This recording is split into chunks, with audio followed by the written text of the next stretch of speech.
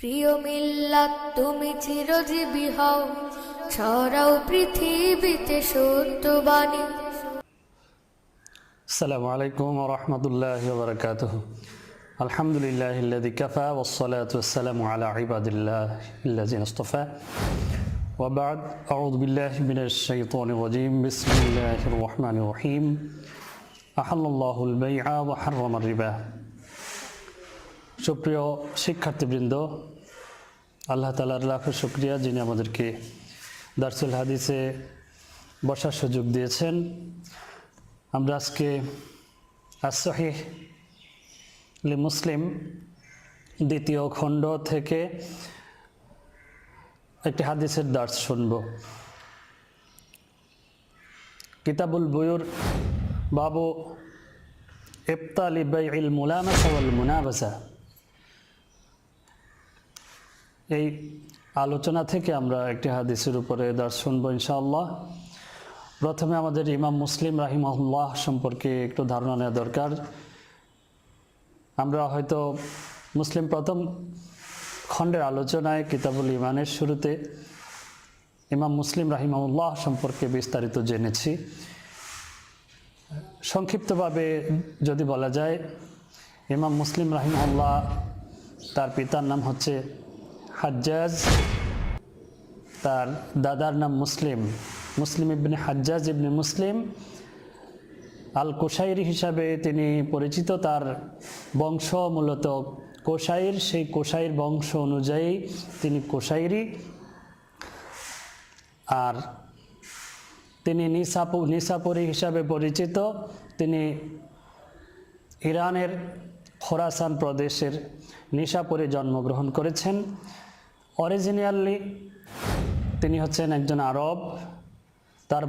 তার পূর্বপুরুষেরা ইরানের নিসাপুরে বসতি স্থাপন করেছিলেন। সেখানে ইমাম মুসলিম রাহিমাহুল্লাহ 204 হিজরিতে, ইংরেজি সন 820 খ্রিস্টাব্দে জন্মগ্রহণ করেছেন। সেখানেই তিনি বেড়ে উঠেছেন এবং as-Sahih li মুসলিম সিয়াসিত্তার দ্বিতীয় নির্ভরযোগ্য কিতাব তিনি প্রণয়ন করেছেন। আল্লাহ তাআলা তাকে হাদিসের খেদমতের জন্য জান্নাতের উচ্চ মর্যাদা দান করুন, আমিন। প্রাণপ্রিয় শিক্ষার্থীবৃন্দ, আমরা কিতাবুল বুয়ু থেকে একটি হাদিসের উপর দার্স শুনছি। বিসমিল্লাহির রহমানির রহিম। ওয়াবিহি ক্বালা আল ইমাম মুসলিম রাহিমাহুল্লাহ হাদাসানা ইয়াহইয়া ইবনু ইয়াহইয়া আত-তামিমি قال قرأت على مالك عن محمد بن يحيى بن حبان عن الأعرج عن أبي هريرة رضي الله تعالى عنه أن رسول الله صلى الله عليه وسلم نهى عن بيع الملامسة والمنابذة। হাদিসের সরল অনুবাদ। ইয়াহইয়া ইবনে ইয়াহইয়া আত-তামিমি থেকে ইমাম মুসলিম রাহিমাহুল্লাহ হাদিসটি বর্ণনা করেছেন। তিনি বলছেন, ক্বালা কারাতু আলা মালিকিন, অর্থাৎ ইয়াহইয়া ইবনে ইয়াহইয়া আত-তামিমি তার উস্তাদ ইমাম মালিক রাহিমাহুল্লাহকে হাদিসটি পড়ে শোনায়েছেন। এটাকে হাদিসের পরিভাষায় কিরাতুত তিলমিজ আলা শাইখ বলা হয়ে থাকে, অর্থাৎ ছাত্র হাদিসটি আগে থেকেই জানতেন, তিনি সে হাদিসটি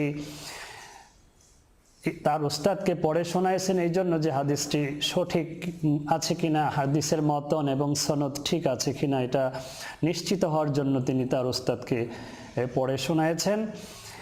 এরপর ইমাম মালিক রাহিমাহুল্লাহ হাদিসটি বর্ণনা করেছেন তার উস্তাদ মুহাম্মদ ইবনে ইয়াহইয়া ইবনে হাব্বান থেকে। ইয়াহইয়া ইবনে হাব্বান রাহিমাহুল্লাহ বর্ণনা করেছেন বিখ্যাত তাবিঈ আরাজ থেকে। আরাজ রাহিমাহুল্লাহ হাদিস বর্ণনা করেছেন আবু হুরায়রা রাদিয়াল্লাহু তাআলা আনহু থেকে, যিনি সবচেয়ে বেশি হাদিস বর্ণনাকারী রাবি হিসাবে পরিচিত, সবচেয়ে বেশি বর্ণনাকারী সাহাবী হিসাবে পরিচিত। রাসূল আকরাম সাল্লাল্লাহু আলাইহি ওয়াসাল্লাম 2 ধরনের বেচা কেনা করতে নিষেধ করেছেন। একটি হচ্ছে বাইয়ে মুলামাসা, ছোঁয়াছুঁয়ির বেচা কেনা, আর দ্বিতীয় হচ্ছে বাইয়ে মুনাবাদা, ছোড়াছড়ির বেচা কিনা। আমরা মুসলিম দ্বিতীয় পত্রের শুরুতেই কিতাবুল বইউ পেয়েছি। কিতাবুল বইউ আমরা যদি লক্ষ্য করি তাহলে দেখব যে অন্যান্য যে অধ্যায়গুলো আছে, কিতাবগুলো আছে, সেখানে অধিকাংশ ক্ষেত্রেই একবচন ব্যবহার করা হয়েছে, যেমন কিতাবুস সালাত, কিতাবুস সাওম, কিতাবুস যাকাত। কিন্তু কিতাবুল বইয়ের ক্ষেত্রে বহুবচন ব্যবহার করা হয়েছে। এ বিষয়ে উলামায়ে কেরাম, মুহাদ্দিসিনে কেরাম যে ব্যাখ্যা দিয়েছেন যে বইও বলতে বিভিন্ন রকমের বেচা কেনাকে, বিভিন্ন রকমের লেনদেনকে অন্তর্ভুক্ত করা হয়েছে। অর্থাৎ মানব সমাজে যে ধরনের লেনদেন প্রচলিত আছে, এই লেনদেনগুলোর মধ্যে বিভিন্ন পদ্ধতির লেনদেন আছে।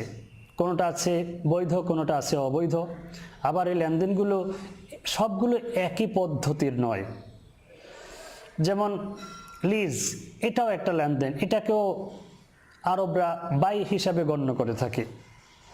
আবার ধার, আমরা ঋণ দেই, ধার দেই, এভাবে বিভিন্ন রকমের অর্থনৈতিক আদান প্রদান করে থাকি। সবগুলোকেই আরবি ভাষায় বাই হিসাবে উল্লেখ করা হয়ে থাকে, অর্থনৈতিক সকল লেনদেনকেই। যেহেতু লেনদেনের বিভিন্ন ধরন আছে, বিভিন্ন সিস্টেম আছে, আর সবগুলো বিষয় নিয়েই এখানে আলোচনা হয়েছে, সেহেতু বহুবচন ব্যবহার করা হয়েছে।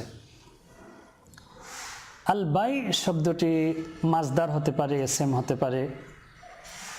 বা ইয়াবিউ বাইআন, বা ইয়াবিউ আল বাইউ মাজদার হতে পারে। মাজদার হলে এটা একবচনই থাকে, এটার কোনো বহুবচন হয় না। আর যখন আল বাইউ শব্দটি এসএম হিসাবে ব্যবহার হয় তখন সেটি বহুবচন হয়। মূলত এখানে আল বাই শব্দটি এসএম হিসাবেই ব্যবহার করা হয়েছে। বাই শব্দের আবিধানিক অর্থ হচ্ছে মুতলাকুল মুবাদালা, সাধারণ লেনদেন বা সাধারণ বিনিময়। আর ফিকাবিদগণ বাইয়ের সংজ্ঞায় বলেছেন, হুয়া মুবাদালাতুল মাল বিল মাল বিত্তারাদি বিতরিকিত তিজারা, বাণিজ্যিক পন্থায় সম্পদের বিনিময়ে সম্পদ লেনদেন করাকে পাই বলে। অর্থাৎ লেনদেন হবে, সেখানে সম্পদ থাকবে। সম্পদ যদি থাকে লেনদেনের মধ্যে তাহলে সেটা পাই হতে পারে। আর পরিপূর্ণ বাই হওয়ার জন্য দুই দিক থেকে সম্পদের লেনদেন হতে হবে, তাহলে সেটা পরিপূর্ণ বাই হিসাবে গণ্য হবে। বাইয়ের জন্য কিছু শর্ত নির্ধারণ করা আছে, কিছু রোকন আছে। আবার বাইয়ের অনেকগুলো প্রকার আছে। সব বিষয়ে আমরা পর্যায়ক্রমে আলোচনা শুনব। বাই বা বেচা কেনা সম্পাদনের জন্য হানাফি মাযহাব অনুযায়ী দুটি রোকন জরুরি, অর্থাৎ দুটি গুরুত্বপূর্ণ বিষয় থাকতে হবে বাইয়ের জন্য। সেই গুরুত্বপূর্ণ বিষয়গুলো হচ্ছে ইজাব এবং কবুল। অর্থাৎ যিনি কোনো জিনিস কিনতে চান অথবা বিক্রি করতে চান, তার পক্ষ থেকে একটা প্রস্তাব উপস্থাপন করা হবে। ধরা যাক যে একটি মোবাইল কেহ বিক্রি করবে, বিক্রেতা বলে দিলেন মোবাইলটি আমি 5,000 টাকা হলে বিক্রি করব, এটা তার পক্ষ থেকে ইজাব। আর ক্রেতা যখন ওই মোবাইলটি 5,000 টাকায় নেওয়ার জন্য রাজি হয়ে গেলেন, বললেন যে আমি 5,000 টাকায় নিয়ে নিলাম, এটা হচ্ছে কবুল। বাইয়ের জন্য ইজাব এবং কবুল, এই দুইটি জিনিস থাকা জরুরি। এগুলো হচ্ছে বাইয়ের রোকন। ইমাম শাফি রাহিমাহুল্লাহ এক্ষেত্রে আরও দুটি বিষয় যুক্ত করেছেন। তিনি বলছেন মাবি এবং সামান বাইয়ের রোকনের অন্তর্ভুক্ত, অর্থাৎ পণ্য এবং পণ্যের মূল্য বা দাম সেটা বাইয়ের মধ্যে থাকতে হবে। অন্যান্য ইমামগণ আরও দুটি রোকন যুক্ত করেছেন, সেটা হচ্ছে আল বায়ে ওয়াল মুশতারি, অর্থাৎ ক্রেতা বিক্রেতা। বাইয়ের ক্ষেত্রে ক্রেতা বিক্রেতা এই দুইজন দুটি রোকন হিসাবে বিবেচিত হবেন। সুতরাং বাইয়ের রোকন অন্যান্য ইমামদের মতে 6টি। বাইয়ের জন্য কিছু শর্ত নির্ধারিত আছে। বাই বা বেচা কেনা যেহেতু অর্থনৈতিক একটা লেনদেন, আবার ইসলামী শরীয়তে এখানে কিছু বাধ্যবাধকতা আছে, কিছু নীতিমালা আছে। সেই হিসাবে অর্থনীতি ও ইসলাম দুটির দিকে লক্ষ্য রেখে বাইয়ের বেশ কিছু শর্ত নির্ধারণ করা হয়েছে। প্রথম হচ্ছে আইয়াকুনাল ইজাবু ওয়াল কবুলু বিলফজিল মাদি। ইজাব এবং কবুল প্রস্তাবনা এবং সমর্থন এই দুটি অতীতবাচক শব্দ দিয়ে হতে হবে। এখানে অতীতবাচক শব্দের শর্ত করা হয়েছে, আরবি ভাষায় কোনো চুক্তি যদি নিশ্চিত করতে হয় তাহলে সেটাকে অতীতবাচক শব্দ দিয়েই করতে হয়। কিন্তু আমরা যেই ভাষায় কথা বলি, বাংলা ভাষায় কথা বলি, এক্ষেত্রে অনেক সময় আমরা দেখি যে অতীতবাচক শব্দ ছাড়াও কোনো চুক্তিকে নিশ্চিত করা যায়। সুতরাং যদি এমন হয় যে কোনো শব্দ অতীতবাচক বাংলাতে বলা হলো না কিন্তু নিশ্চিত বোঝা গেল, তাহলে সেক্ষেত্রে বেচা কেনার চুক্তি সম্পাদিত হয়ে যাবে। এখানে নিশ্চয়তা জরুরি, প্রস্তাব এবং সমর্থন নিশ্চিত হওয়া প্রয়োজন। 2 নম্বর হচ্ছে আইয়াকুনাল মাবিউ ওয়া সাবানু মালান মুতাকাওয়ামান। মাবি এবং থামান, যেই পণ্যটি বিক্রি করা হবে এবং যে বস্তুটিকে বিনিময় হিসেবে দেওয়া হবে, উভয়টি মূল্যযোগ্য বস্তু হতে হবে, উভয়টির মূল্য থাকতে হবে। যদি এমন কোনো বস্তু হয় যেটির কোনো মূল্য নেই, তাহলে সেটি বিক্রয়যোগ্য পণ্য হিসাবে গণ্য হবে না। সুতরাং বিক্রয়যোগ্য পণ্য হওয়ার জন্য এখানে শর্ত হচ্ছে মূল্যযোগ্য হতে হবে। 3 নম্বর আইয়াকুনাল বাঈউ ওয়াল মুশতারি আহলান লিল বাইঈ। ক্রেতা বিক্রেতা উভয়ই ক্রয় বিক্রয়ের যোগ্য ব্যক্তি হতে হবে।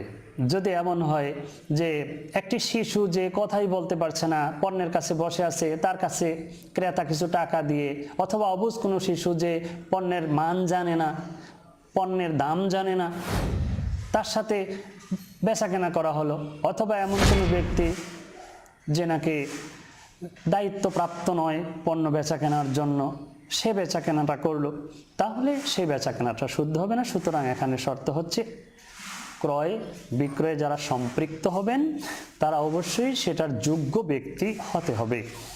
4 নম্বর হচ্ছে আইয়াকুনাল বাবিউ সালিহান লিত তাসলিমি ওয়াত তাসাল্লুম।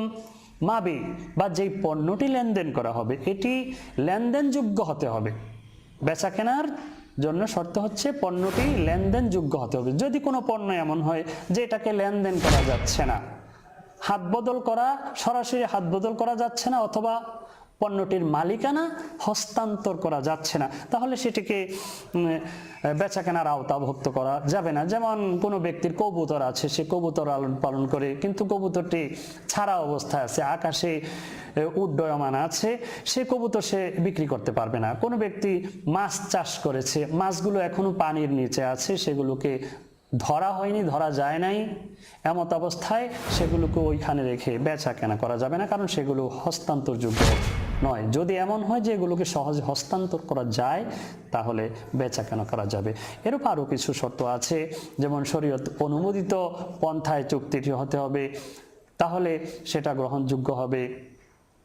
অর্থনীতির দৃষ্টিতে সেটি মাল হতে হবে, সম্পদ হতে হবে, এটাও একটা শর্ত। যদি অর্থনীতির দৃষ্টিতে সেটি সম্পদ না হয় তাহলে সেখানে বেচাকেনা প্রযোজ্য হবে না। যেমন মরুভূমির বায়ু, প্রবাহমান বাতাস, সাগরের পানি, সাগরে বিদ্যমান লবণ, এগুলো অর্থনীতির দৃষ্টিতে মাল নয়, অর্থাৎ এগুলোর কোনো মালিকানা নেই। সুতরাং এগুলো কোনো ব্যক্তি ইচ্ছা করলেই বেচাকেনা করতে পারবে না। সুপ্রিয় শিক্ষার্থীবৃন্দ, আমরা বলেছিলাম যে কিতাবুল বুয়ু, এখানে বিভিন্ন প্রকার বেচাকেনা আছে। তো বেচাকেনার প্রকারগুলো কি সে ব্যাপারে আমরা একটু সংক্ষিপ্ত ধারণা নিয়ে নিই। আকসাবুল বাইয়ের প্রকারভেদ। প্রথমে আল বাইউল মুতলাক, সাধারণ বেচাকেনা। আল বাইউল মুতলাক বলতে আমরা বুঝি এখানে বাইউস সিলআ বিসামান ইয়াদান বিয়াদিন, কোনো পণ্য টাকার বিনিময়ে বা মুদ্রার বিনিময়ে যদি লেনদেন হয় তাহলে সেটাকে বাই মুতলাক বলে। আর এই বাই মুতলাকের সাথে সম্পৃক্ত অনেকগুলো বাই আছে। দ্বিতীয় পর্যায়ে হচ্ছে বাই মুআজ্জাল। বাই মুআজ্জাল এখানে বাকিতে বেচাকেনা। হুয়া বাইউল আইনিন বিদাইনিন। বায়ু আইনিন বিদাইনিন, কোনো পণ্য বিক্রি করা হবে কিন্তু সেটার মূল্য বাকি থাকবে, এ ধরনের বেচাকেনাকে বাইয়ে মুআজ্জাল বলা হয়, বাকিতে বেচাকেনা বলা হয়। এই ধরনের বেচাকেনা শরীয়ত জায়েজ করেছে, এটা জায়েজ আছে, তবে এক্ষেত্রে শর্ত হচ্ছে আজাল বা সময়সীমা নির্ধারিত থাকতে হবে। 3 নাম্বার হচ্ছে বাইউস সালাম। আগাম বেচা কেনা, কোনো পণ্য এখনো হস্তান্তর করা যাচ্ছে না, হস্তান্তরযোগ্য নয়, কিন্তু সেটার বৈশিষ্ট্য ক্রেতার কাছে উপস্থাপন করা হলো, সেই বৈশিষ্ট্যের উপর ভিত্তি করে পণ্যটি লেনদেন পরবর্তীতে হবে, আর বৈশিষ্ট্যের উপর ভিত্তি করে এটার দাম নির্ধারণ হবে, ক্রেতা দামটা পরিশোধ করে দেবে, আগাম মূল্য পরিশোধ করা। যেমন আমাদের দেশে রাজশাহী এলাকায় আম বিক্রি করা হয়, যদি এমন হয় যে আম বিক্রি করে দিল, সেটার দাম নির্ধারণ করা হলো, আমের বৈশিষ্ট্য বলা হলো এবং প্রতি কেজি এত টাকা দর এভাবে ঠিক করে দেওয়া হলো, তাহলে এই ধরনের বেচা কেনা জায়েজ আছে, এটাকে বাইয়ে সালাম বলা হয়ে থাকে। হুয়া বাইউদ্দাইনে বিল আইনে, আরবিতে এভাবে সংজ্ঞায়িত করা হয়েছে। 4 নম্বর হচ্ছে বায়ুস সারাফ। বায়ুস সারাফ হচ্ছে মুদ্রার বিনিময়ে মুদ্রা লেনদেন করা। হুয়া বাইউ নাকদ বিন নাকদ, মুদ্রার বিনিময়ে মুদ্রা লেনদেন করা। যেমন কার্ড মার্কেট যেটাকে আমরা বলে থাকি, এখানে বাংলাদেশি মুদ্রার বিনিময়ে ডলার ক্রয় করা অথবা অন্য কোনো দেশের মুদ্রা লেনদেন করা, এই জাতীয় বেচা কেনা জায়েজ আছে। মুদ্রার বিনিময়ে মুদ্রা লেনদেনের ক্ষেত্রে শর্ত হচ্ছে যদি একই জাতীয় মুদ্রা হয় তাহলে সেখানে কম বেশি করা যাবে না, কম বেশি করলে সেটা সুদ হিসাবে গণ্য হবে। 5 নম্বর হচ্ছে বাইউল মুকায়াদা। এখানে পণ্যের বিনিময়ে পণ্য লেনদেন করা হয়। যেমন কারো একটি মোবাইল আছে, সে মোবাইলটি বিক্রি করবে, আবার অন্যজনের একটি সুন্দর ঘড়ি আছে, সে ঘড়িটি বিক্রি করবে। এক্ষেত্রে তারা যদি দুজন একমত হয় তাহলে ঘড়ির বিনিময়ে মোবাইল বিক্রি করতে পারে, এটাকে বাইয়ে মুকায়াদা বলা হয়, এটাকে আরবিতে বলে বাইউ সিলআ বিসিলআ, পণ্যের বিনিময়ে পণ্য লেনদেন করা। 6 নম্বর হচ্ছে বাইয়ে মুরাবাহা, লাভে বেচা কেনা করা, লাভজনক ব্যবসা। এক্ষেত্রে যেটা হয়ে থাকে সেটা হচ্ছে হুয়া বাইউ সিলআ মা জিয়াদাতিন মিনাস সামান আল্লাযী উশতুরিয়া বিহি, যেই দাম দিয়ে কোনো পণ্য ক্রয় করা হয়েছে সেই দামের উপর অতিরিক্ত মূল্য সংযোজন করে বিক্রয় করা। এটা শরীয়তের দৃষ্টিতে জায়েজ আছে যদি বাজার অনুযায়ী সেটা সহনীয় থাকে। এক্ষেত্রে যদি মুনাফাখোরি না করা হয় তাহলে এই ধরনের বেচাকেনা জায়েজ আছে। কোনো ব্যক্তি 5 টাকা দিয়ে কোনো পণ্য কিনেছে, সেটা যদি সে 50 টাকাও বিক্রি করে জায়েজ হবে যদি বাজার সেটাকে গ্রহণ করে এবং স্বাভাবিক যদি হয়। 7 নম্বর হচ্ছে আল বাইউ বির রিবা, সুদি লেনদেন। সুদি লেনদেনের ক্ষেত্রে শরীয়তের নিষেধাজ্ঞা আছে। সুদি লেনদেন আল্লাহ সুবহানাহু ওয়া তাআলা বলেছেন আল্লাহুল বাইআ ওয়া হাররামার রিবা, আল্লাহ ব্যবসাকে হালাল করেছেন, সুদকে হারাম করেছেন। সুদি লেনদেনের ক্ষেত্রে 2টি ধারা আছে। একটি হচ্ছে হুয়া বাইউ শাইই বিজিনসিহি মিন মাআল ফাদলি ইয়াদান বিয়াদিন, কোনো বস্তু তার সমমানের বস্তু, সমজাতীয় বস্তুর মাধ্যমে লেনদেন করা। যদি অতিরিক্ত সাথে হয় তাহলে সেটাকে সুদি লেনদেন বলে। যেমন কোনো ব্যক্তি স্বর্ণের বিনিময়ে স্বর্ণ লেনদেন করেছে, এক্ষেত্রে সে অতিরিক্ত আদান প্রদান করেছে। একটি বিষয় আমাদের জানা দরকার যে এই অতিরিক্তটা যদি স্বর্ণ না হয় অন্য কিছু হয় তাহলেও সেটা সুদ হিসাবে গণ্য হবে। এটাকে বলা হয় বাই ফদল, রিবা আল ফদল বলা হয় এটাকে। আর দ্বিতীয় হচ্ছে রিবা আন-নাসিয়া, হুয়া বাইউ শাইইন বিজিনসিহি নাসিয়াতান ওয়ালাউ কানা মা গায়রি ফদলিন। একই জাতীয় বস্তু যদি লেনদেন করা হয়, যদি অতিরিক্ত নাও হয়, সময় যদি এখানে আকপর হয়ে যায় তাহলে সেটাও সুদ হিসেবে গণ্য হবে। যেমন কোনো ব্যক্তি এখনই স্বর্ণ বিক্রি করলো, সেটার দামটা সে পরের দিন নিল স্বর্ণের বিনিময়ে সমপরিমাণ স্বর্ণ, এক্ষেত্রে যেহেতু দাম উঠানামা করে সেহেতু এটাকে রিবা হিসেবে গণ্য করা হয়েছে। এরপরে 8 নম্বর আছে আল বাইউল ফাসিদ, সেটা হচ্ছে হুয়া বাইউ ইয়াসিহু আসলান লা ওয়াসফান, যেই বেচাকেনাটা মৌলিকভাবে শুদ্ধ কিন্তু গুণগত দিক থেকে অশুদ্ধ। যেমন কোনো বস্তু কেহ মদের বিনিময়ে বিক্রি করলো, এখানে মদের দাম নির্ধারণ আছে 200 টাকা, সে পণ্যটি বিক্রি করলো, তার এই বেচাকেনাটা মৌলিকভাবে শুদ্ধ। যদি 200 টাকা দিয়ে দেওয়া হয় মদের পরিবর্তে, সে ঠিক করেছে পণ্যের দাম 200 টাকা, তাকে দেওয়া হয়েছে 200 টাকার মদ, তাহলে বেচাকেনাটা শুদ্ধ হবে না, ফাসেদ হবে। কিন্তু মদের পরিবর্তে যদি 200 টাকা অথবা হালাল কোনো বস্তু দেওয়া হয় তাহলে বেচাকেনা শুদ্ধ হবে। আর 9 নাম্বার হচ্ছে আল বাইউল বাতিল, বাইয়ে বাতিল হুয়া বাইউন লা ইয়াসিহু আসলান ওয়ালা ওয়াসফান, যেই বেচা কেনাটা মৌলিকভাবেও শুদ্ধ নয় এবং বৈশিষ্ট্যগত দিক থেকেও শুদ্ধ নয়। যেমন কোনো ব্যক্তি কোনো পণ্য বিক্রি করছে, সে সেটার দাম হিসাবে হারাম বস্তুই ঠিক করেছে, যেমন বিক্রি করেছে ধান অথবা চাউল অথবা কোনো খাবার জাতীয় বস্তু, কিন্তু সেটার বিনিময়ে সে মদই মূল্য নির্ধারণ করেছে অথবা কোনো শুকর মূল্য হিসেবে নির্ধারণ করেছে। যেহেতু দামটা হারাম বস্তু, সেহেতু এই বেচা কেনাটা বাইয়ে বাতিল হিসাবে গণ্য হবে। তো আমরা বাইয়ের ব্যাপারে এই সংক্ষিপ্ত যে ধারণাটা পেলাম, আশা করছি যে এর উপর ভিত্তি করে আমরা আরো বিস্তারিত জানবো এবং সে অনুযায়ী আমরা বাইয়ের যেই নিয়মগুলো আছে আমাদের সমাজে বাস্তবায়ন করব। আল্লাহ তাআলা আমাদের সবাইকে সে অনুযায়ী আমল করার তৌফিক দান করুন। আসসালামু আলাইকুম ওয়া রাহমাতুল্লাহি ওয়া বারাকাতুহু।